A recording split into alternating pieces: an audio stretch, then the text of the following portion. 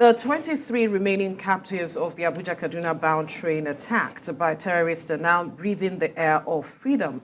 The latest on that incident that happened on March the 28th of this year is that all captives have now regained freedom after spending over 6 months in captivity.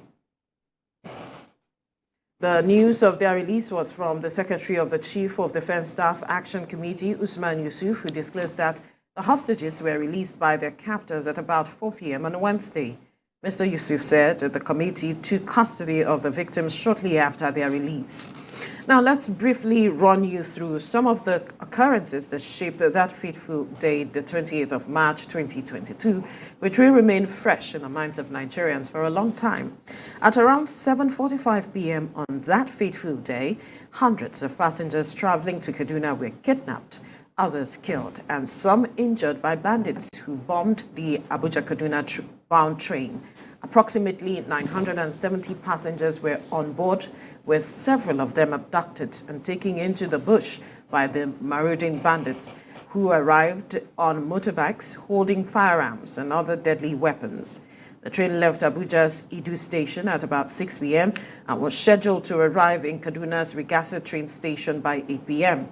According to eyewitness accounts, the train was bombed twice before the armed bandits opened fire on the travelers.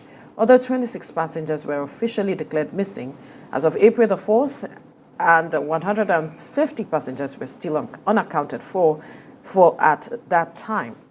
Now, at least 8 people were killed, including Amin Mahmood, a youth leader of the ruling All Progressives Congress, Chinelo Megafu Chinelo, a medical doctor, Tibile Mosugu, a lawyer, barrister Musa Lawal Ozigi, Secretary General, Trade Union Congress, with more than 65 others kidnapped. The following week, the hostage takers released a businessman and 11 more captives were released in June. In a statement released on the 28th of March this year, the Nigerian Medical Association confirmed that Ms. Chinelu tweeted shortly after the train from Abuja to Kaduna was attacked by terrorists saying, quote, "I am in the train. I have been shot. Please pray for me," end quote.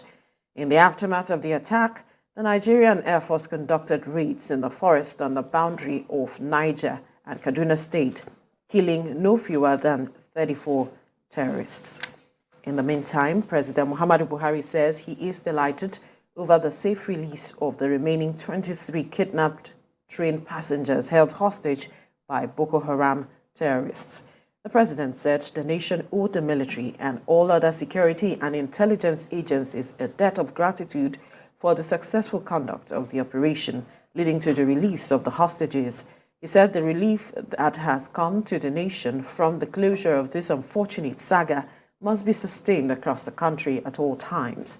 President Buhari maintained that his government will take credit for resolving the issue and the de-escalation of terrorism, banditry, and kidnapping that ravaged some parts of the country recently.